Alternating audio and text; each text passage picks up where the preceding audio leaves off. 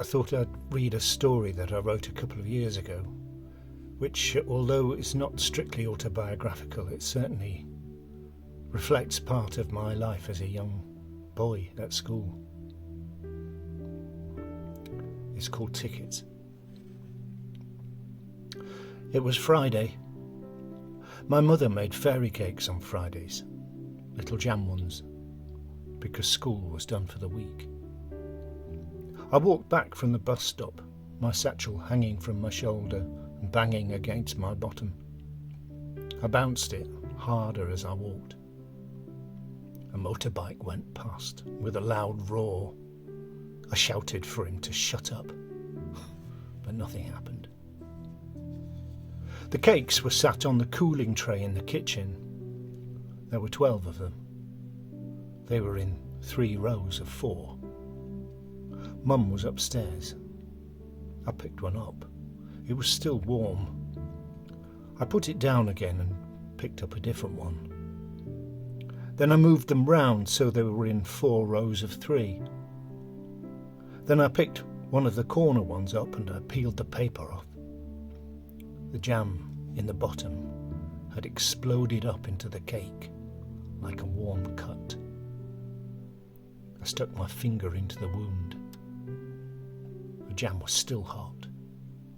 I sucked it off my finger, then broke the cake in half and ate it. Mum had been to the hospital on the bus. Her bus ticket was on the table as usual. I picked it up and rolled it in my fingers. I put it to my lips and blew through it. She always went on Fridays. She did everything on Fridays. She came downstairs. I said, "Mum, can I have this?" "Yes," she said. I always asked. She always said yes. I took it upstairs and put it in the jar in my bedroom with all the others. Dad would be home soon. Well, after tea. At tea, I had some bread and cheese and then another fairy cake and then another. "It looks like blood," I said. "What does?" said Mum. "In the bottom of the cake," I said. "It looks like sticky blood." "I suppose so," said Mum. She didn't say anything else, and then she went into the kitchen and put the kettle on again. Dad came home. He always opened the front door really quietly to see if he could surprise me, but I always heard the little creak of the hinges or the knocker swing against the door. I was watching the television in the sitting room, and I shouted out, "Mum, Dad's home," so he would know I'd heard him. I heard her come out of the kitchen and find him in the hall. They said, "Hello, darling," to each other. Then there was nothing. I mean, I couldn't hear anything properly. Just them moving quietly. I think they were hugging or something. Then there were just their voices murmuring. Then Mum said it was time to go up. Her voice was a bit funny. I got off the sofa and went and knelt down in front of the television. I turned off the switch and watched the picture disappear into the bright spot in the middle of the screen. It was like the whole television world was suddenly miniature, carrying on without me. I put my eye right up to the screen to see if I could see in. I couldn't. When I went out into the hall, Mum and Dad had their arms around each other.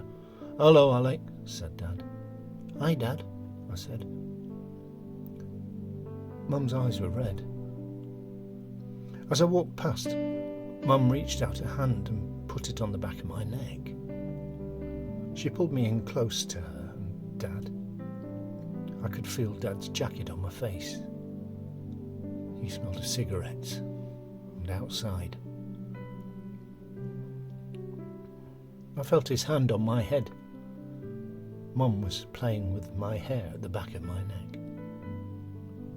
Go and do your teeth, Alec, she said. I'll be up in a moment. When I'd done my teeth, I went into my bedroom and tipped all the bus tickets out onto the bed. I spread them out and flattened out the curly ones.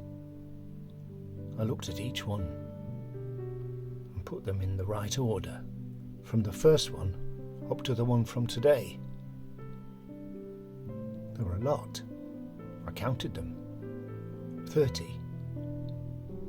I put them in 5 rows of 6. There were 30 weeks of bus tickets. I wondered if I could get to 100. What are you doing? Said Mum when she came in. I'm just counting them, I said. How many are there? 30, I said. You've been on the bus 30 times. I want to get to 100. Why? Said Mum. Just because. Will you always save them for me? If I remember, she said.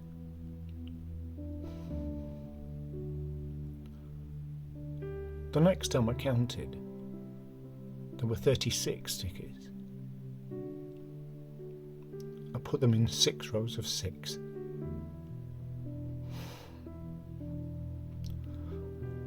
That was the last time she went to the hospital on the bus. After that, she just stayed there.